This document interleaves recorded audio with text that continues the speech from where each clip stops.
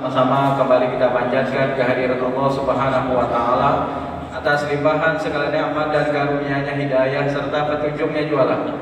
Hingga pada kesempatan di malam hari ini memasuki tanggal 22 Sya'ban 1443 Hijriah, Allah Subhanahu wa taala masih memperkenankan kita semua untuk dapat berhadir di tempat yang mulia ini bersama-sama melaksanakan salah satu dari rangkaian ibadah kita kepada Allah Subhanahu wa taala. Semoga dari apa yang telah kita jalankan senantiasa Allah berikan keistiqomahan kepada kita, sehingga kita bisa menjalani kehidupan ini sampai di akhir dari hayat kita dalam ketaatan kepadanya, sehingga kita bisa mendapatkan husnul khotimah. Amin amin ya rabbal alamin. Salawat dan salam semoga senantiasa tercurah kepada Nabi kita Muhammad sallallahu alaihi wasallam beserta keluarga, para sahabat, tabi'in serta pengikut beliau yang senantiasa istiqomah menjalankan sunnah-sunnah makbulahnya hingga akhir zaman. Bapak-bapak, ibu hadirin wal hadirat rahimakumullah, pada kesempatan di malam hari ini izinkan ulun untuk menyambung materi tentang bab shaum atau juga bab puasa. Mungkin ada hal-hal yang sudah semenjak 1 tahun yang lalu kita lewati, sekalipun telah melaksanakan ibadah-ibadah puasa sunnah, baik itu Yaumul Bid, kemudian juga Yaumul Itsnain wal Khamis di hari Senin dan Kamis. Tetapi penting bagi kita untuk dapat memaksimalkan, menjaga kualitas ibadah kita di bulan Ramadan ini, karena Allah menyediakan lipat ganda pahala yang sangat tentunya menarik bagi kita kaum muslimin untuk betul-betul memanfaatkan momen Ramadan ini dengan sebaik-baiknya. Jangan sampai Ramadan terlewatkan begitu saja tanpa adanya kualitas ibadah yang kita lakukan lebih baik daripada tahun-tahun sebelumnya. Ibadahnya mungkin sama dengan apa yang telah kita lakukan di tahun-tahun sebelumnya untuk mengisi Ramadan, tetapi bagaimana kualitas dari ibadah tersebut memiliki kualitas yang lebih baik dari tahun-tahun sebelumnya. Jangan hanya kita melewati Ramadan dengan berlalu begitu saja, apalagi yang hanya melewatkan keseharian Ramadannya dengan tidur belaka. Dia terpengaruh dengan satu ungkapan yang dianggap sebagian orang adalah hadis, padahal ternyata bukan. Naumus shaim ibadatun. Tidurnya orang yang berpuasa itu adalah ibadah. Tapi ternyata ini adalah bukan hadis Nabi sallallahu alaihi wasallam, atau juga disebut dengan riwayat yang maudhu atau juga riwayat yang palsu. Sehingga ketika ada orang yang seharian di Kelambu aja main, di sini di kam baru usah membangun aku nih bujur kayak ini sini, ini ibadah. Nah, padahal betapa menyesalnya orang-orang yang melewatkan begitu saja Ramadan tanpa ada peningkatan amal atau tanpa ada kualitas amal yang bisa dia maksimalkan. Nah, Bapak-Ibu ibu hadirin wal hadirat rahimani wa rahimakumullah. Oleh karena itu mari sama-sama kita membahas apa-apa saja yang perlu sama-sama kita rapikan, sempurnakan dari ibadah-ibadah saum Ramadan yang kita jalankan. Pertama adalah terkait dengan apa-apa saja yang membatalkan puasa. Apa-apa saja yang membatalkan puasa. Pertama adalah makan dan minum dengan sengaja. Jadi makan dan minum. Kayak apa? Kalau misalnya makan dan minumnya kada sengaja, ya tidak batal. Sekalipun dia makan sepiringan habis, tapi ketika hendak minum hanya ingat bahwasanya sedang dalam keadaan berpuasa, maka ketika itu jangan ditarusakan minum. Berarti rizki Allah kepadanya hanya sampai makan. Cuma jarang papai. Amun melaksanakan puasa wajib jarang lupa. Kalau puasa sunnah bisa jadi karena orang yang ada di sekitar kita tidak berpuasa. Sehingga pada saat orang yang ada di sekitar kita makan, umat juga banyak merasakan. Sekalinya hanya ingat bahwasanya kita dalam keadaan berpuasa. Berarti apa? Itu menjadi rezeki bagi kita ketika kita terlupa. Kemudian selanjutnya adalah yang tidak membatalkan puasa. Misalnya adalah berkumur-kumur, sekalipun itu ketika kita sedang berpuasa atau di siang hari puasa. Jadi silakan saja ketika kita ingin berwudu berkumur-kumur, tapi ketika istinsyaq itu tidak kita lakukan ketika kita berpuasa. Jadi pada saat berpuasa itu berkumur-kumur saja, jangan kita melakukan istinsyaq. Jadi istinsyaq itu malam takun shaiman, ketika kalian itu tidak berpuasa, baru kata Nabi istinsyaq. Kalau puasa jangan khawatir yang namanya air, ketika kita istinsyaq menghirup air ke dalam hidung itu akan masuk ke dalam kerongkongan kita. Tapi kalau berkumur-kumur ya silakan, monggo. Tapi jangan sampai juga berkumur-kumur sekalinya sini 2 kali, 3 kali berkumur-kumur, nang sekali tetapuk, nah itu batal puasanya. Kemudian selanjutnya adalah jadi berkumur-kumur yang tidak berlebihan, itu tidak membatalkan puasa. Kemudian apalagi yang tidak membatalkan puasa, yaitu adalah mencium istri atau juga menjunggu istri, itu tidak membatalkan puasa. Dalam sebuah hadis Nabi SAW disebutkan, karena Nabi SAW yuqabbil wa huwa shaim. Adalah Nabi SAW pernah mencium atau mengecup istri beliau ketika beliau dalam keadaan shaim berpuasa. Wa yubashir wa huwa shaim. Nabi juga pernah pada saat itu menjunggu istri beliau dan beliau dalam keadaan berpuasa. Walakin tetapi Nabi SAW kana amlakukum liirbihi, adalah orang yang paling bisa menjaga syahwat beliau atau juga hawa nafsunya. Jadi ketika ada seorang pemuda datang kepada Nabi, wahai Rasul, ketika ulun berpuasa, bolehkah ulun mencium istri? Tidak, kata Nabi, tidak boleh atau jangan. Tapi ketika yang kedua datang adalah seorang yang tua, orang tua, dia pun bertanya kepada Nabi SAW, wahai Rasul, bolehkah ulun pada saat berpuasa mencium istri? Kemudian Nabi pun mengatakan, ya boleh.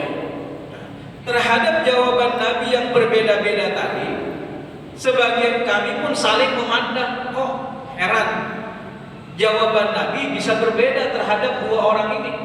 Yang satu tadi datang, Nabi mengatakan jangan, sementara yang satu ketika datang bertanya kepada Nabi, Nabi mengatakan boleh.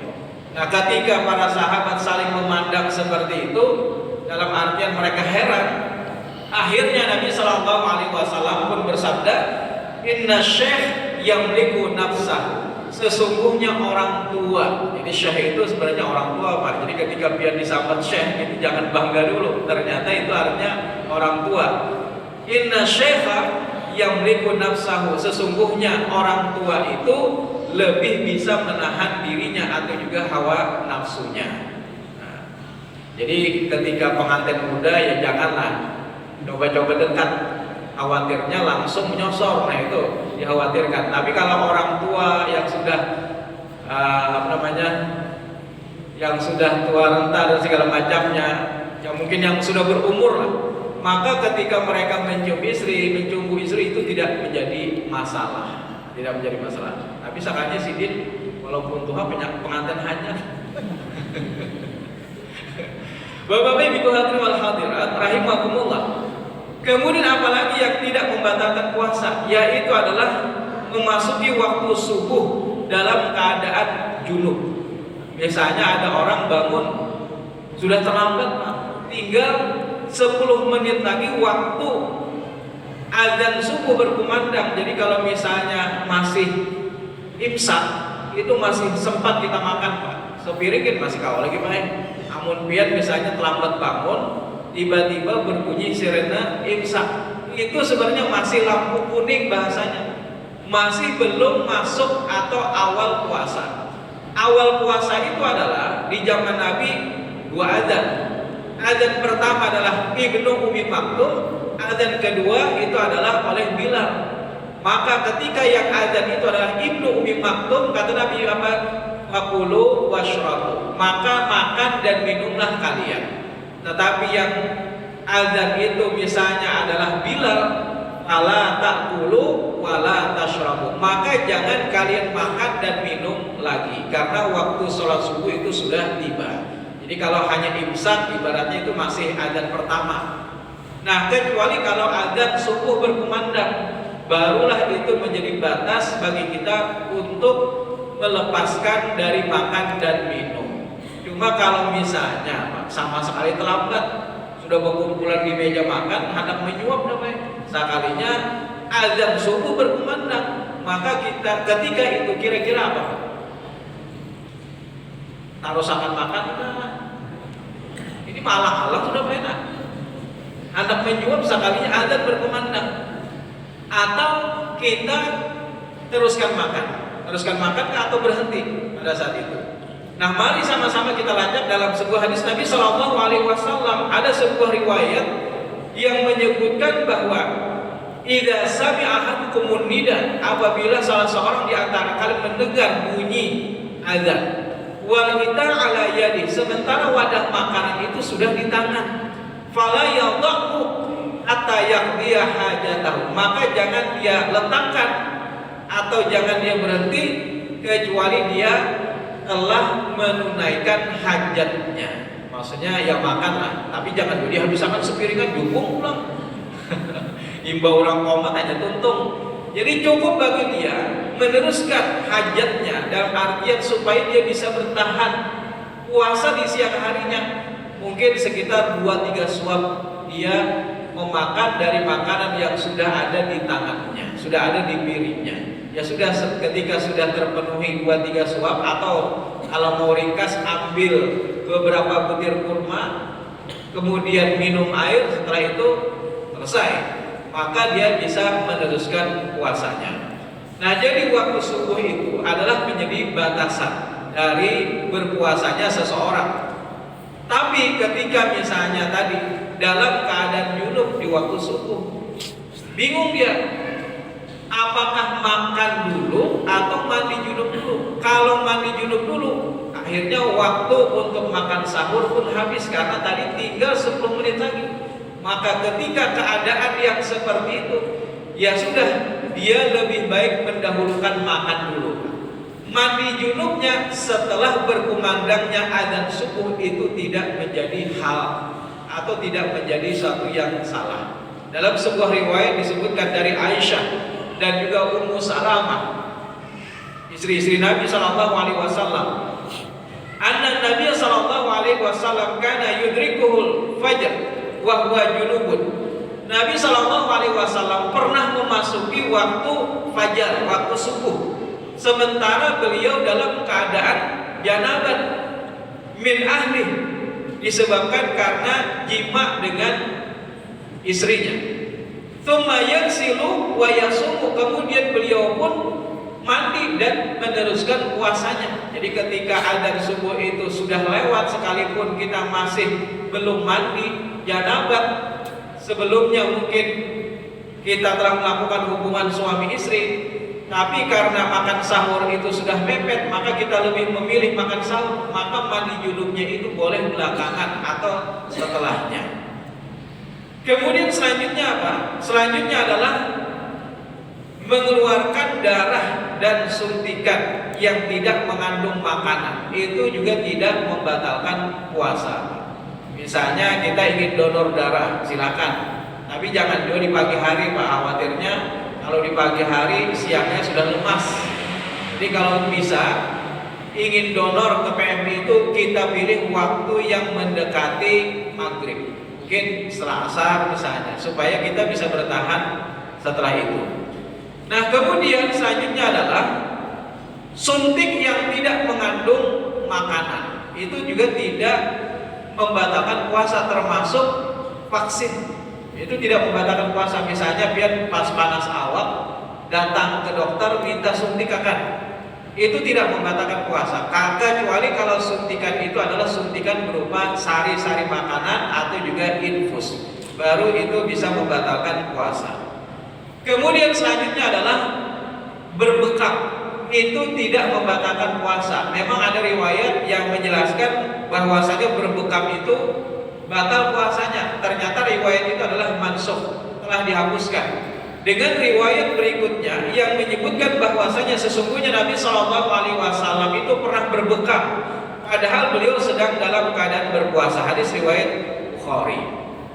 Kemudian selanjutnya adalah mencicipi makanan, itu juga tidak membatalkan puasa. Tapi ini bagi ibu-ibu, bukan bapak-bapak. Ini apa hubungannya bapak-bapak ke dapur mencicipi makanan?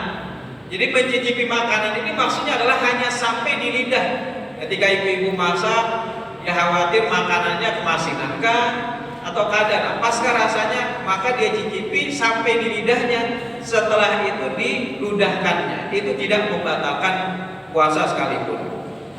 La ba'sa yadhuqal haq aw syai' ma lam yudkhil khalaqahu wa huwa shaim. Tidak mengapa mencicipi sayuran atau sesuatu yang lain dalam keadaan berpuasa selama tidak sampai masuk ke dalam kerongkongan. Hadis riwayat Bukhari.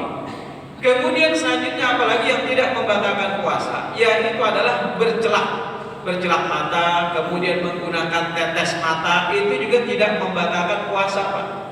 Misalnya pian sehabis perjalanan jauh mata merah, kemudian pian tetesi dengan instok, itu tidak membatalkan puasa. Sekalipun memang seakan-akan ada sesuatu yang terasa masuk ke dalam kerongkongan, Pak, maka itu dianggap tidak membatalkan puasa, kecuali kalau tadi istinsyak. Nah, istinsyak karena melewati rongga hidung kemudian masuk ke dalam kerongkongan, maka ini dianggap sesuatu yang membatalkan. Sesuatu yang masuk dari mulut atau juga dari hidung, maka itu batal, sekalipun itu bukan berupa makanan, Pak. Misalnya batu masuk ke dalam kerongkongan kita, batal puasanya. Tapi kalau masuknya lewat mata, misalnya tadi tetes mata, sekalipun ada perasaan sesuatu yang masuk ke dalam kerongkongan setelah kita menetes mata, maka sesungguhnya itu tidak membatalkan puasanya. Kemudian mengguyur air ke atas kepala atau mandi, itu juga tidak membatalkan puasa. Bahari aja orang mengatakan bakantut dalam baju jadi batal. Itu sebenarnya pesan untuk anak-anak aja, supaya pada saat berpuasa itu ada banyak mandi di sungai, itu aja sebetulnya baik. Jadi ditakutani orang-orang bahari Amerika bakantut dalam baju jadi batal puasa. Nah, itu sebenarnya hanya sekedar larangan-larangan agar mereka tidak mandi di sungai. Padahal apa hubungannya kentut dari dubur kok bisa membatalkan puasa? Jadi tidak ada hubungannya, Pak. Kecuali kalau sambil menyelam minum air, nah itu baru batal. Jadi kalau seandainya kita hanya mandi setelah kita pulang habis bekerja, begitu lelahnya, yang mandi berapa kali gak Pak? Itu tidak membatalkan puasa. Kemudian mengguyurkan air ke atas kepala ketika dalam keadaan begitu panasnya, itu juga tidak membatalkan puasa. Bahkan Nabi Shallallahu Alaihi Wasallam, wakana Shallallahu Alaihi Wasallam yasubbul ma'ala ra'si wa huwa shahib. Nah, adalah Nabi Shallallahu Alaihi Wasallam pernah beliau mengguyurkan air ke atas kepala beliau sementara beliau dalam keadaan berpuasa. Minal atash, disebabkan karena haus yang begitu sangatnya. Kemudian au minal har, atau disebabkan karena keadaan yang begitu panasnya cuaca. Jadi karena masalah, dan itu bukan dianggap sebagai perkara yang makruh. Jadi bukan perkara makruh, Pak. Termasuk juga tadi kumur-kumur, itu bukan makruh. Sekalipun kumur-kumurnya di siang hari puasa. Begitu juga gosok gigi, itu juga tidak membatalkan puasa, Pak. Gosok gigi misalnya berapa kali, 3 kali dalam sehari, silahkan. Sepanjang kita mampu menjaga tidak ada sesuatu yang masuk ke dalam rongkongan. Tapi kalau misalnya odolnya masuk, ya batal. Sekalipun yang masuk itu odol, Pak. Jadi tidak mengapa di siang hari puasa biar hendak gosok gigi, atau misalnya gunakan pengharum mulut, itu juga silahkan, tidak membatalkan puasa dan juga tidak dianggap sebagai sesuatu yang makruh. Makruh itu kan yang dibenci. Selama itu adalah tidak ada nas, baik itu dari hadis-hadis Nabi yang mengatakan demikian, maka itu dianggap sebagai sesuatu yang tidak dilarang. Jadi silahkan. Misalnya khawatir nih pada saat kita kepandiran lawan kawan atau mungkin ada meeting, kita mengeluarkan bau-bau yang kurang sedap pada saat kita berbicara. Sekalipun yang namanya bau mulut, orang yang berpuasa itu adalah, kata Nabi, seperti bau kasturi. Cuma baunya ini di akhirat kelak, Pak, bukan sekarang. Jadi jangan kawan ikam hendak bau kasturi, merasai bau kasturi lalu diarahkan mulut seorang ke mulut kawan, ke hidung kawan, jangan. Jadi di akhirat kelak baunya. Nah, ketika kita ingin mengharumkan mulut kita, itu tidak menjadi masalah, asal kita mampu menjaga agar tidak tertelan masuk ke dalam kerongkongan. Kemudian selanjutnya adalah hal-hal yang membatalkan puasa. Jima